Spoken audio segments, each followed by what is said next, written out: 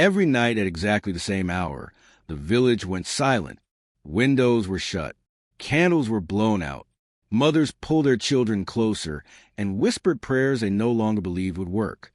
No one needed to be told what time it was, because that was how long he had been watching. From the roof, high above the narrow street, perched like a shadow carved from the night itself, Dracula waited. His pale figure blended with the darkness, his red eyes fixed on the small movements below, the flicker of a child's silhouette behind a curtain, the soft glow of a night lamp, the innocent routine of bedtime. He never entered. He never made a sound. He only watched. And that was what terrified them most. Because Dracula did not hunt randomly. He waited with purpose, with patience older than the village itself. And every night, his gaze lingered a little longer on the children who laughed too loudly during the day and slept too peacefully at night. No one knew what he was waiting for. But deep down, everyone feared the same truth. When Dracula stopped watching, someone would be gone. Before we begin, make sure to subscribe, like this video, and turn on notifications so you never miss our cinematic horror stories inspired by Dracula and the darkness that follows him. Batfire. The first child noticed a shadow on the roof because she could not sleep. Elena was 8 years old, small for her age, with a habit of counting the cracks in the ceiling when the night felt too quiet.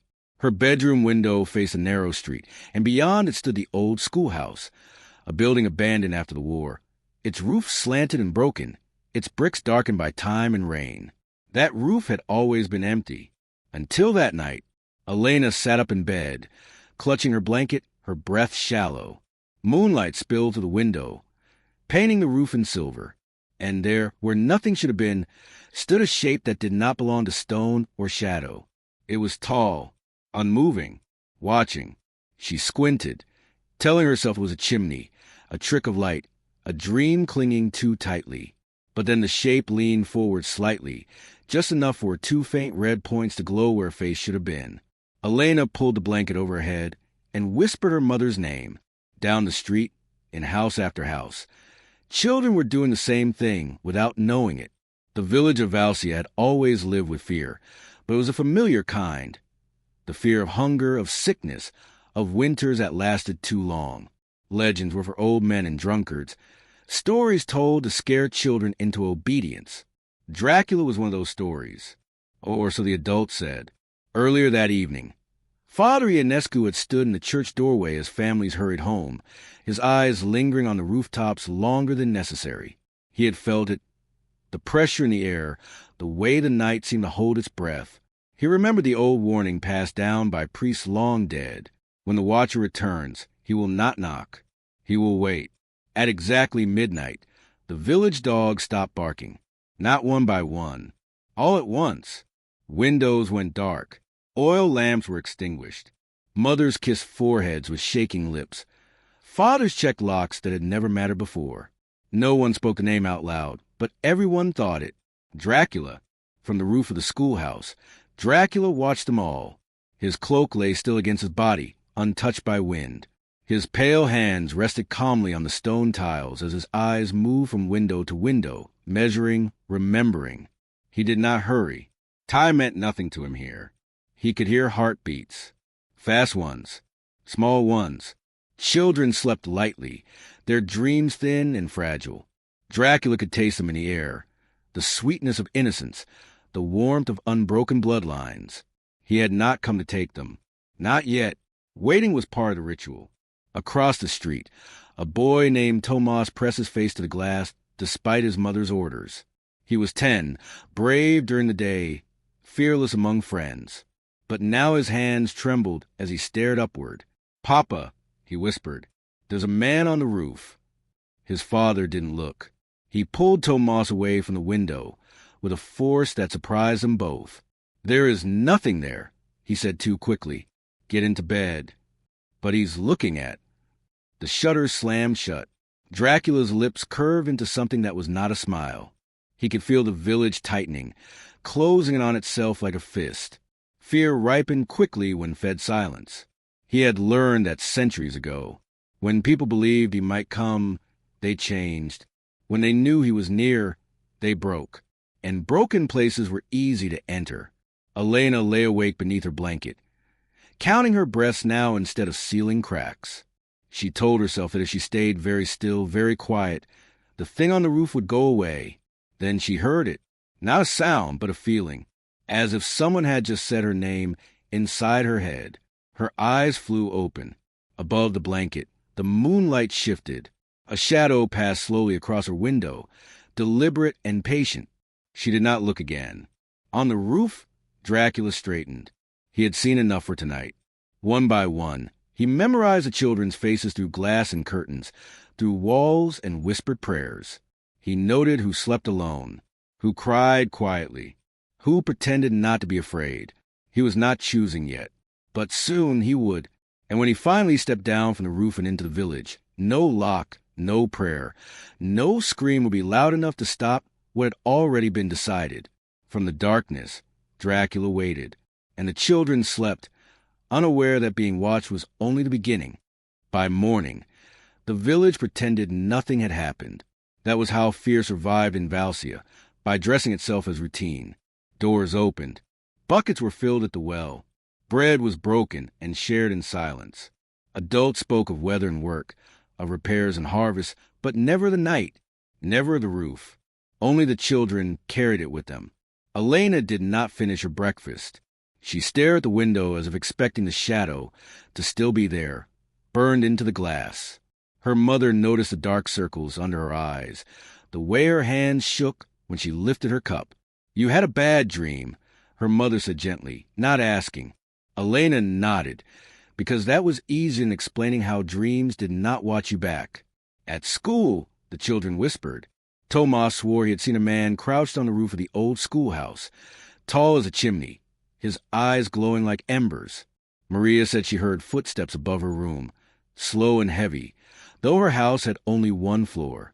Little Andre refused to speak at all. He sat rocking in his seat, his thumb raw from being chewed. Their teacher scolded them, but her voice lacked conviction. She, too, had felt something pressing down on the village the night before, like a hand hovering just above a candle flame. That afternoon, Father Ionescu rang the church bell without announcing a service. The sound echoed too long. People gathered in the square, faces drawn tight. The priest stood beneath the stone archway, his hands folded, his eyes scanning rooftops again. Always the rooftops. "Last night," he began carefully, "many of you felt unease." A murmur rippled through the crowd. "There are old stories," he continued. "Stories we hope were only warnings meant for darker times." A woman stepped forward. "My son didn't sleep," she said. "He said someone was watching him." Another voice joined. Then another. No one laughed. Father Ionescu lowered his voice. "If what returns is what I fear, then we must remember the rules." "What rules?" a man demanded. The priest hesitated. "Do not invite him. Do not follow him. And above all, do not let the children wander after sunset." From the roof of the schoolhouse, Dracula listened. Daylight softened his outline, but it did not weaken him. He remained still, hidden from careless glances, watching the village twist itself into knots. Fear tasted different in daylight, bitter, restrained, layered with denial. He enjoyed it. That night, the watching continued. Elena lay in bed again. Her window cracked open just enough to let air in. She tried to focus on her breathing, on the sound of her parents murmuring in the next room. Midnight came quietly. Then the pressure returned. She didn't look right away. She knew better now. But something inside her, curiosity, dread, a pull she could not name, slowly turned her head. The roof was there, and so was he. Dracula stood closer to the edge tonight, his cloak hanging down like a pool of darkness. His eyes were fixed not on Elena's window, but on the street below, where Tomas's house stood. Elena felt a strange relief that he wasn't looking at her, until his head turned. Their eyes met. Her breath caught painfully in her throat. Dracula did not move. He did not bare fangs, or hiss, or snarl. He simply watched her, ancient and calm, as if she were a memory rather than a child. Then, impossibly, he nodded. Elena screamed. Lights flared on across the street. Doors opened. Voices shouted. By the time adults rushed into her room, the roof was empty, but the feeling remained. Across the village, Tomas sat upright in bed, tears streaming silently down his face. He hadn't seen Dracula, but he had heard something far worse. His name, not spoken aloud, not whispered through walls. It had been inside his head, spoken with perfect clarity and terrible intimacy. Tomas. He buried his face in his pillow and prayed until dawn. By the third night, the children began to change. They slept less. They listened more. Some claimed to see shadows moving where they shouldn't. Others stopped playing altogether, standing instead at windows at dusk, staring toward the old schoolhouse as if called. Dracula watched every reaction. He noted which children resisted the pull and which leaned toward it. Waiting was nearly over, and soon the roof would no longer be enough. By the fourth night, the village stopped pretending. Shutters were nailed shut. Candles burned through the night despite the cost. Parents slept in doorways or the foot of their children's beds, clutching rosaries, knives, anything that made them feel less helpless. Fear had settled into Valsia like a second winter, cold, suffocating, unavoidable. Still, Dracula watched. From a roof, he observed how terror reshaped the village. The children no longer laughed in the streets. They moved in clusters during the day, glancing upward without realizing it. Some flinched at shadows. Others grew unnervingly quiet, as if listening to something no one else could hear. Elena was among the quiet ones. She had not spoken about the Nod, not to her parents, not to Father Ionescu, not even to Tomas, who had begun walking her home from school. She carried the moment inside her like a splinter, sharp and secret. At night, she lay awake and waited for the pressure in the air, the sense of being seen. It always came. But on the fourth night, something changed. Dracula did not stand on the roof. Elena noticed immediately. The absence felt louder than his presence had ever been. She pressed her face to the glass, heart pounding, scanning the rooftops, the chimneys, the dark line of the forest beyond the village. Nothing. A strange disappointment washed over her, followed by fear. She turned away from the window and nearly screamed. Her reflection stared back at her from the dark glass, pale and wide-eyed. For a moment, she thought she saw another shape behind it, taller, closer, but then a knock sounded downstairs. One knock, slow, deliberate. Elena's parents froze. They exchanged a look that said what neither dared to speak. Her father took a step toward the door, then stopped. Another knock followed, firmer this time, echoing through the house like a heartbeat. Father Ionescu's words returned to Elena with chilling clarity. "Do not invite him. Stay here," her mother whispered, pulling Elena close. The knock came again. Then a voice. Not loud, not threatening, almost kind. "Good evening," it said. "I am lost." Elena's breath caught. She knew that voice, not because she had heard it before, but because she had felt it inside her head, inside her dreams. It was smooth and deep and patient, shaped by centuries of waiting. Her father did not answer. Silence stretched. Then footsteps retreated. From the roof of the schoolhouse, Dracula smiled. He had tested the door. He had tasted the fear. And now he adjusted his plan. The next night, the watching resumed, but not from above. Tomas felt it first. He was standing in his yard at dusk, his mother calling him inside, when the air behind him cooled abruptly. The hairs on his arms rose. "Come inside," his mother called again. He turned. At the edge of the street, half hidden by shadow, stood a tall figure in dark clothing. The man did not step forward. He did not speak. He simply waited. Tomas's feet felt rooted to the ground. The figure raised a hand just slightly, and Tomas heard his name again, clearer than ever. "Tomas!" He ran.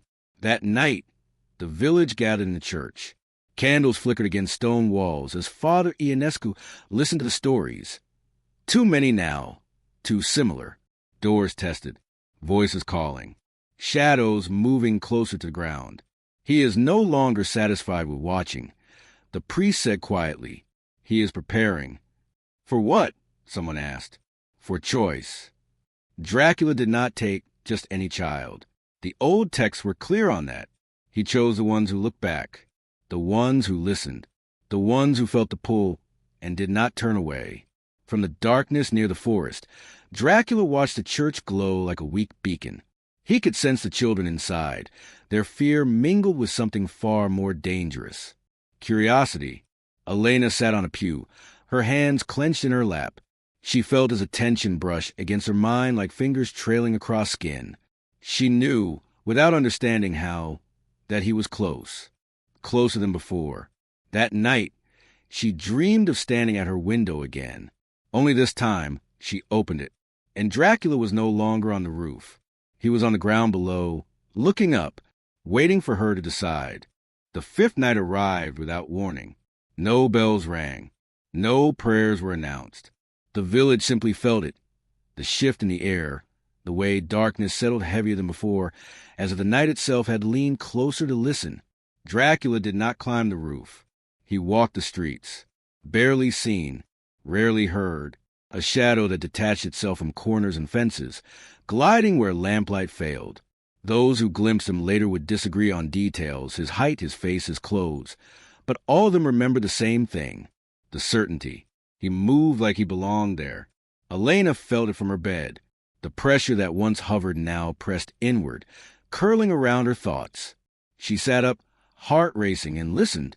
Somewhere beyond the walls, footsteps echoed, slow, unhurried, choosing where to fall. Not random, never random. Across the village, Tomas stared at his door, fingers digging into the blanket. He had pushed his dresser against it. A useless gesture he knew, but couldn't stop himself from making. Every creak of the house sounded louder tonight, closer. Then the whisper came again, not from his head, from the hall. Tomas! His name slid beneath the door like smoke. He squeezed his eyes shut, biting down on a scream. The whisper did not repeat itself. It didn't need to. The silence that followed was worse. Expectant, patient. Down the street, a window opened. Elena didn't remember deciding to do it. Her hands simply moved, lifting the latch, letting the cold night air spill into her room. She leaned forward, searching the street below. And there he was. Dracula stood beneath the tree across from her house, his pale face tilted upward. Moonlight cut across his features, revealing eyes that glowed softly, not with hunger, but recognition. He raised one finger to his lips. Elena's breath trembled. She wanted to shut the window. She wanted to scream for her parents. Instead, she stood frozen, caught between fear and something far more dangerous. Understanding. He wasn't forcing his way in. He was waiting for her to choose. From the church tower, Father Ionescu watched the streets with a lantern in his shaking hand. He had ignored the old rule once, had convinced himself that faith alone would be enough. Now he saw the truth. Dracula was not attacking the village. He was isolating it. Every whisper, every appearance, every test of doors and windows was part of slow, deliberate unraveling. The adults were frantic. The children were listening. And listening was how it began. A scream shattered the night. It came from the edge of the village, near the forest. People rushed from their homes, lanterns bobbing wildly. Father Ionescu ran faster than his years should have allowed, prayers tumbling from his mouth. They found the boy standing alone in the dirt road. Not taken, not harmed, just staring. His eyes were wide and empty, his mouth slightly open as of mid-sentence. When his mother grabbed him, shaking, calling his name, he did not respond. "What happened?" someone asked. The boy blinked slowly. "He said he'd come back," he whispered. "Who?" the priest demanded.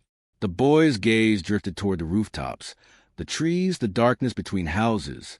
The watcher, from the shadows beyond the lantern light, Dracula observed the scene with quiet satisfaction. He had crossed a line tonight, not into homes, but into certainty. They knew now, and knowledge was a crack. As the crowd dispersed, dragging fear back into their houses, Elena remained at her window. Dracula met her eyes one last time before stepping backward into darkness. She felt the connection sever, but not broken, not gone. That night, she dreamed of the roof again. But this time it was empty, and she knew what that meant. Dracula was done waiting above them. Next, he would choose which door opened. By the sixth night, the village no longer slept. Fear had erased the difference between night and day. Parents kept their children close, hands always touching, eyes always watching. Doors were barricaded. Windows were sealed. The old schoolhouse roof, the place where it had begun, was avoided entirely, as if looking at it might summon him back. But Dracula no longer needed the roof. He had already entered the village in a far more dangerous way, into the children's minds. Elena felt it the moment she woke. The pressure was no longer outside her window. It was inside her chest, steady and calm, like a second heartbeat that did not belong to her. She sat up slowly, listening. The house was silent. Her parents slept in the next room, exhausted from nights without rest. She swung her legs over the bed. Her feet touched the floor, cold as stone. And she knew, without being told, that he was near, not in the street, not in the shadows, waiting. Her hand trembled as she reached for the window latch. Every warning she had ever heard screamed at her to stop. Father Ionescu's voice echoed in her memory, her mother's prayers, the fear that had ruled the village for days. But underneath it all was something else, curiosity, and something darker, recognition. She opened the window. The night air rushed in, carrying the scent of damp earth and old leaves. The street below was empty, no lanterns, no movement, just darkness pooling between houses. Elena, her name was not spoken aloud. It bloomed inside her mind, gentle and unmistakable. She leaned forward. "Yes," she whispered before she could stop herself. From the edge of the street, a shape separated itself from the shadows. Dracula stepped into the moonlight, not fully revealed, but enough.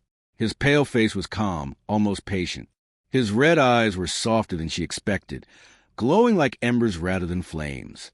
"You see me," he said quietly. Elena nodded, tears stinging her eyes. "Others hide," Dracula continued. "Others close their eyes and call it faith.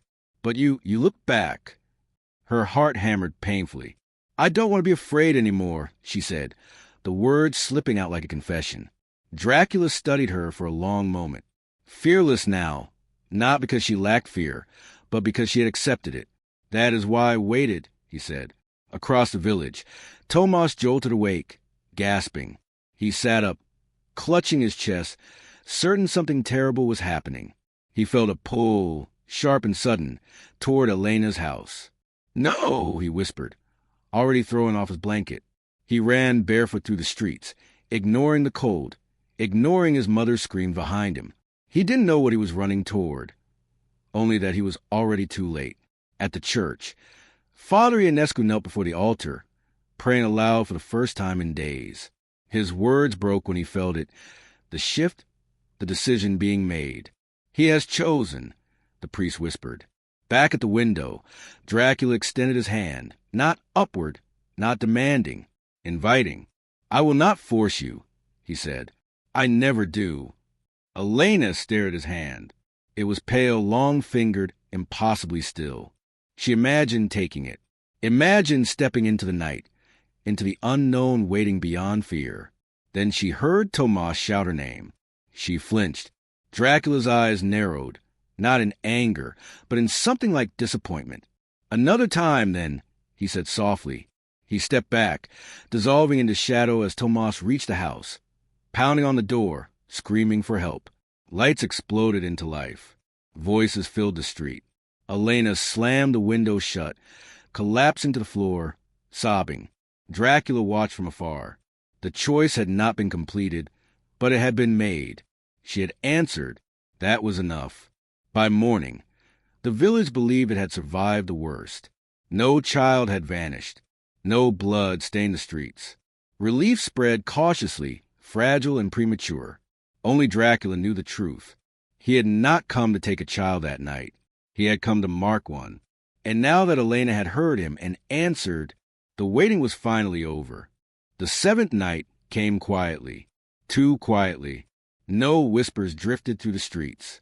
No shadows moved where they shouldn't. Dogs slept. Candles burned low and steady. For the first time in days, Valsia felt almost normal, like a village waking from a shared nightmare it was eager to forget. The adults welcomed the silence. The children did not. Elena sat on the edge of her bed, fully dressed, her shoes already on. She had not slept. She hadn't even tried. The second heartbeat inside her chest was gone now, but the space it left behind felt larger than fear. Hollow, expectant. She knew, with a certainty that frightened her more than Dracula ever had, that something had changed inside her. Down the street, Tomas leaned against his bedroom wall, staring at the window. He had watched Elena's house all day, waiting for a sign she was still herself. She smiled at him at breakfast. She laughed once at school, but her eyes didn't follow the laughter. They watched something farther away. At midnight, Father Ionescu climbed the church tower one last time. He carried no lantern, no holy water, no cross raised in defiance, only understanding. The old texts had been clear, and he had been foolish to hope the story would end differently. Dracula did not steal children. He prepared them. The priest scanned the rooftops. Empty. No shadow. No watcher. The schoolhouse roof lay bare beneath the moon, stripped of meaning. The village exhaled as one, far beyond the houses. At the edge of the forest, Dracula stood among the trees. He watched the village without hunger, without impatience. The ritual was complete. Fear had ripened. Choice had been offered. Resistance had been tested. And one child had heard him clearly enough to answer. Elena rose from her bed, as if guided by a tide. She did not open the window this time. She opened the door. Her parents slept on. The street welcomed her with cool air and moonlight.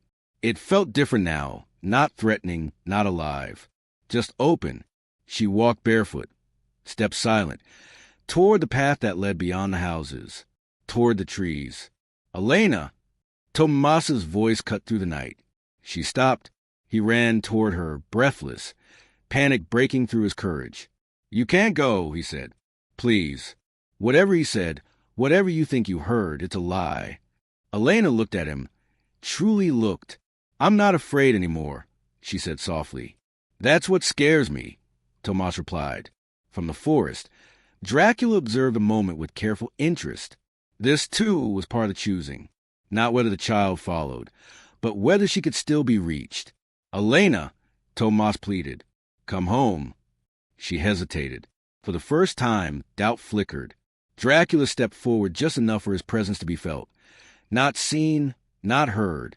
The air cooled. The night leaned in. Elena closed her eyes.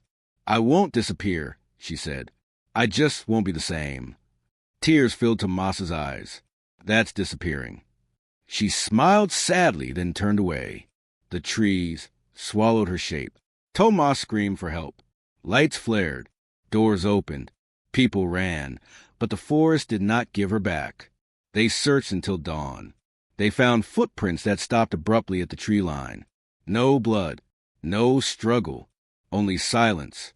By morning, the village knew the truth it had tried to deny. Dracula had taken a child. Or perhaps, more terrifying still, a child had gone willingly. Father Ionescu rang the bell once. Not an alarm. In morning, from the deep forest, Dracula watched the sun rise. Elena stood beside him, quiet, changed. Her fear was gone, but so was her innocence. In its place lived something older, sharper. "You may return one day," Dracula said, his voice calm. "Or you may not." She looked back toward the village, toward the life she had left behind. "I know," she said. The roof in Valsia would remain empty after that. But every night, parents swore they saw children staring out windows longer than they used to, listening, waiting, because Dracula no longer needed to watch from above. Now, someone else would.